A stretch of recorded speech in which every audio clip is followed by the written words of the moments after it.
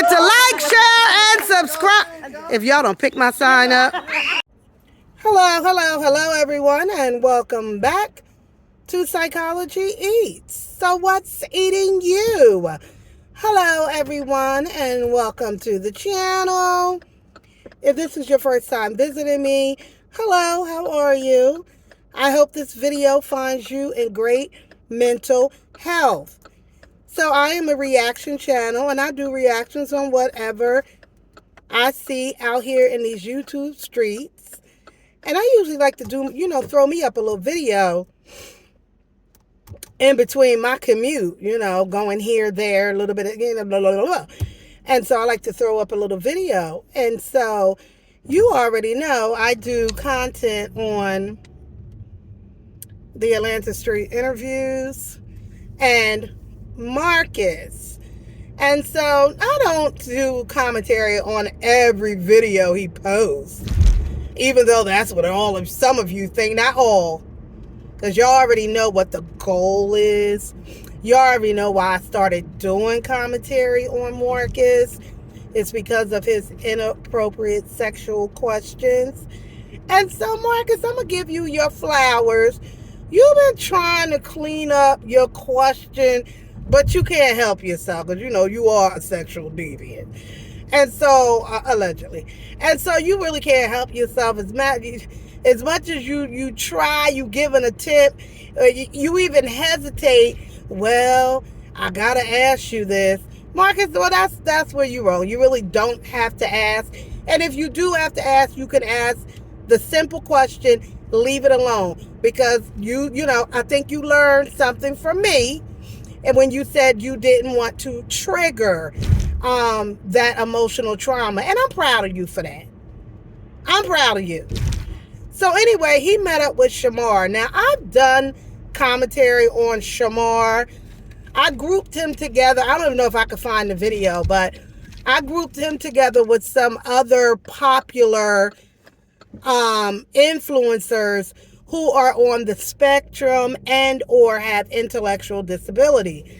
And Shamar definitely has intellectual disability along with his physical disability. So he has a lot going on. Now, from what I know about Shamar and what he shared over the years, that, he lost his mom. He did mention that to Marcus. Of course, Shamar also, because of his intellectual disability, he doesn't always get times, like the times don't add up. The math don't be mathing.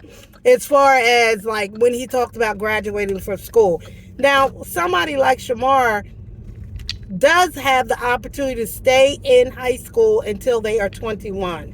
And so he probably stayed in some sort of programming until he was 21. But after Shamar lost his mom, who was his caregiver essentially, really, it's been going downhill for him ever since. And although he's been on some reality shows, I think people have taken advantage of him. And so he hasn't been able to secure a bag. And Shamar was receiving disability, but because he started making income from social media, as I recall, somebody or somebodies reported him. And then he lost his disability checks. And not only so, when he lost his disability, he also lost his insurance. And so now he's without his steady income of disability, and he's without health insurance. And Shamar has an anger issue and poor communication. And so essentially he is down bad, honey. He's down bad. He looked bad during that interview. He's just down bad. So although you've seen him, on the Zeus network and all of those things, Shamar cannot manage his own money. And he doesn't have really anybody in his life, family or friends, that have proven that they're capable of doing that in a way that is making sure he has an apartment, making sure he has food. I mean, I used one of his voiceovers on Instagram when he was saying, I don't have food to eat. I don't have anything to eat. And although I don't, I was I was using it in a light way. The issue is he really has times when he doesn't have food to eat. He is literally down bad. And people have taken advantage of him. So, of course, Marcus, because he can't help himself, he asks about his sexuality and, I think he did ask him, if anything ever happened to him and all the things. Shamar also is a liar, allegedly, and so he kind of makes stuff up. He's just all over the place. If you don't know Shamar, I don't know where you been, honey, because you're not active in black social media. Because if you active, get out the way, squirrel. If you active in black social media, you know Shamar.